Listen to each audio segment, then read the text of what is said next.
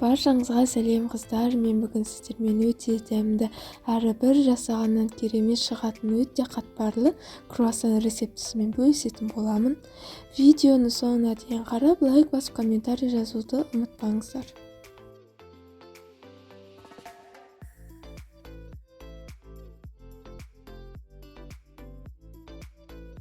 Ең алдымен ыдысымызға жылы сүтімізді, жылы суымызды, тұзымызды, қантымызды және де ашытқымызды салып, барлығын араластырып аламыз.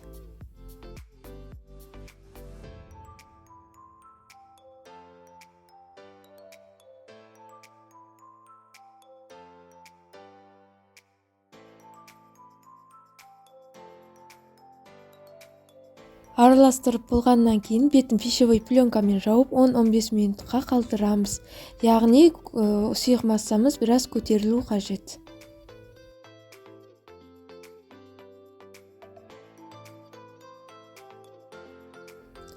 Сұйық массамыз дәл осылай көтерілген кезде екі жұмыртқамызды жарып аламыз да біреуінің сарыуызын алып қалып, екі ақуызы мен бір сарыуызын салып, және де сұйық майымызды құйып, барлығын біркелкі қылып араластырып аламыз.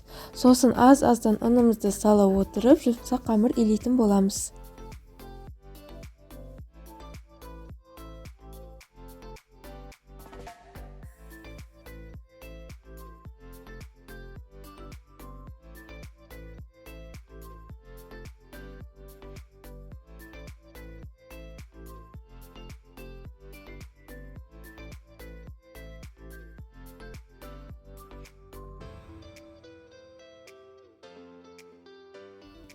Қамырымызды илеп болғаннан кейін бетін жауып жылы жерге 40-50 минутқа қалдырамыз.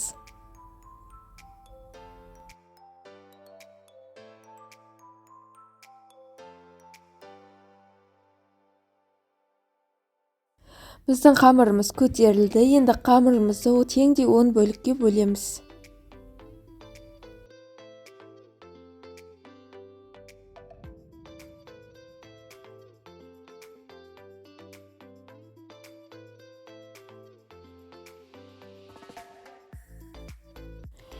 Қамырымызды 10 бөлікке бөліп алғаннан кейін шетке қойып, бетін орамалмен жауып қоямыз, қамырымыз қатып қалмау үшін. Сосын бір-бірден қамырымызды домалақ етіп жайып шығамыз.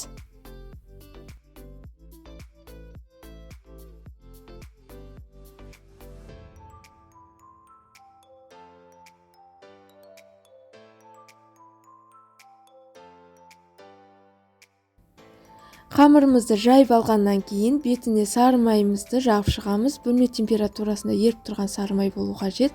Сосын тағы басқа қамырымызды жайып бетіне қоямыз. Солай 10 қамырымызды бір-бірінің үстіне қойып жайып шығамыз.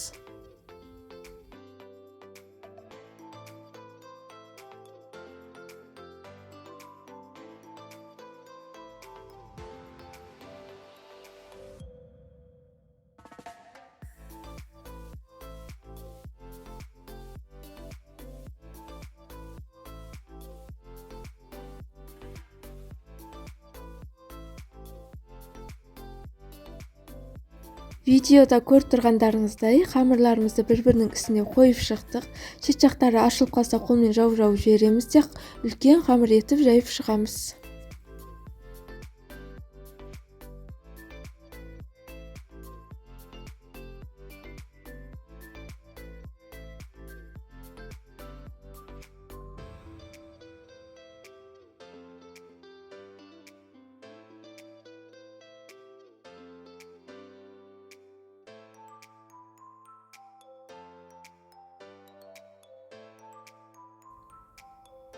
Міне осындай үлкен қамыр етіп жайып шығамыз. Енді қамырымызды 24 бөлікке бөлеміз. Менде кішіректеу 24 штук круассан шықты. Сіздер үлкенірек қылып жасағыңыз келсе, сәл үлкенірек етіп кессеңіздер болады.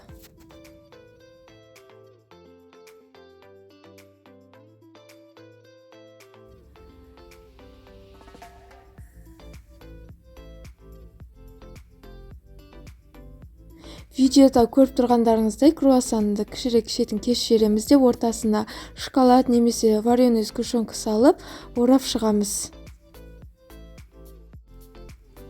Круассандарымыздың барлығын формамызға орналастырып шығамыз.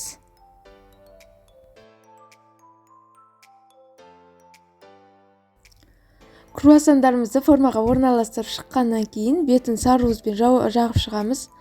Жағып болғаннан кейін бетін орамалмен жауып, круассандарымыз көтерілгенге дейін 10-15 минутқа қалдырамыз. 15 минут өткеннен кейін круассандарымызды 180 градуста қызып тұрған пеште қызарғанға дейін 30-40 минут пісіріп аламыз. Осымен біздің круассандарымыз дайын. Жасап көріңіздер, өте дәмді әрі қатпарлы шығады. Үйдегілеріңіздің бәрі сүйсініп жейді. Барлықтарыңызға ас болсын.